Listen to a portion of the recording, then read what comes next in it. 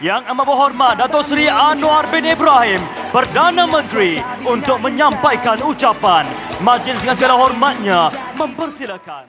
Seperti mana disebut oleh Fadlina, bangga sekali dengan tahap perdebatan yang dicapai. Saya renung sebentar. Apakah salahnya kalau ahli-ahli parlimen belajar daripada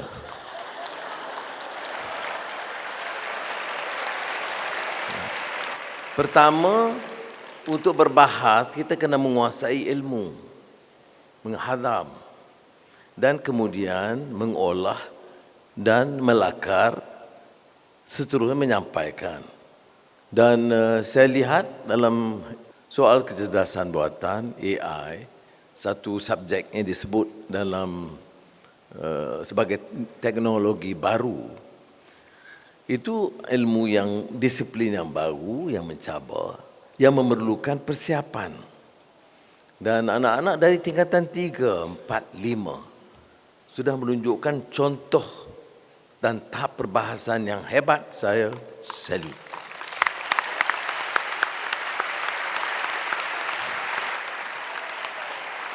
Dia perdebatan ini itu perbahasan bukan sekadar kepintaran berbicara, tetapi keupayaan untuk menguasai, menelaah dan menguasai, menghadam dan melontarkan. Ya. Dan sebab itu saya rasa atas faktor itu yang pertama yang harus dipelajari oleh bapa-bapa kita di Dewan Rakyat yang sekarang sedang bersidang. Yang kedua yang terkait adalah perbicaraan dengan mempertahankan bahasa dan budaya yang sopan, tegas tetapi sopan. Tidak menghina, tidak mencaci. Ini yang disebut adab dan akhlak. Dan ini ditunjukkan oleh anak-anak pembahas tadi yang harus dipelajari oleh ahli-ahli parlimen Malaysia.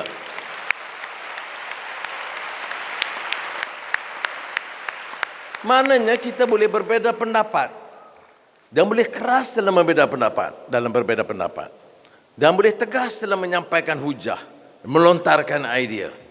Tapi tidak semestinya cara menghina, mengaibkan, mencaci dan mengkihamun. Apalagi kalau guna lambang dan label Islam untuk pertahankan. Jadi itu saya harap, oleh kerana siaran ini siaran langsung, mungkin RTM boleh ulang sedikit beberapa aspek perdebatan. Dan saya nanti minta supaya pengacara akan sebut khusus untuk bapa-bapa dan ibu-ibu ahli-ahli parlimen yang bersidang sekarang.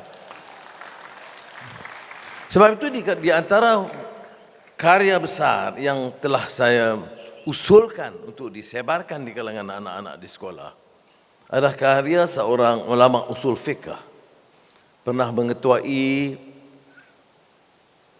Institut Pemikiran Islam Sedunia, Ma'had Al-Fikr, International Institute of Islamic Thought. Dia ustaz usul fiqh yang terkemuka. Namanya Syekh Taha Jabir Al-Alwani. Karya dia Adabul Ikhtilaf fil Islam. Banyak ikhtilaf itu dimungkinkan, tapi ikhtilaf itu mesti beradab dan Islam menetapkan. Dan ini ada hubungan dengan nilai dan akhlak. Bila kita bicara soal negara madani itu tidak hanya AI dan digital dan teknologi baru, tapi mesti diterapkan dengan asas nilai dan akhlak yang kukuh. Dan ini yang dihujahkan oleh Syekh Taha dalam Adabul Ikhtilaf, perbedaan pendapat dengan adab, dengan dasar adab.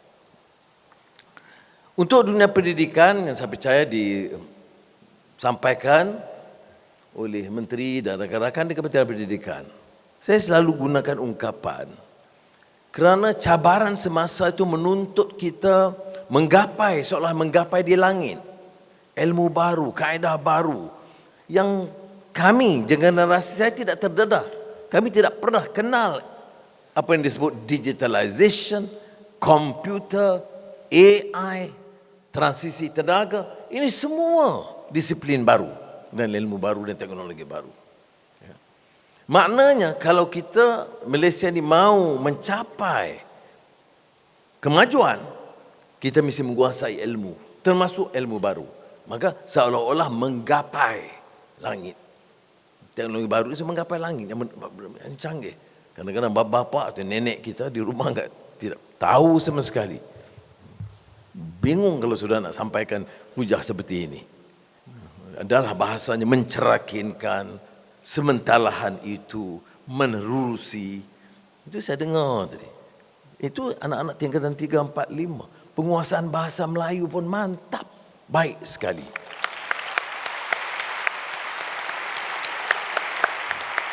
Jadi terima kasih. Ini menunjukkan ya, mutu guru-guru kita itu memang hebat dan handal. Dan terima kasih.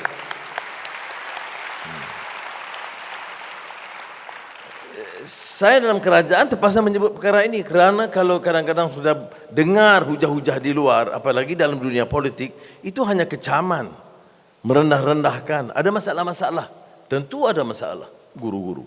Tetapi kenyataannya itu kita lihat, bila kita saksikan keupayaan, kepantasan berhujah, penguasaan ilmu, penguasaan bahasa yang baik. Ini tentunya kerana kesungguhan anak-anak, kerana dedikasi guru-guru, mudah-mudahan dengan bimbingan ibu bapa juga.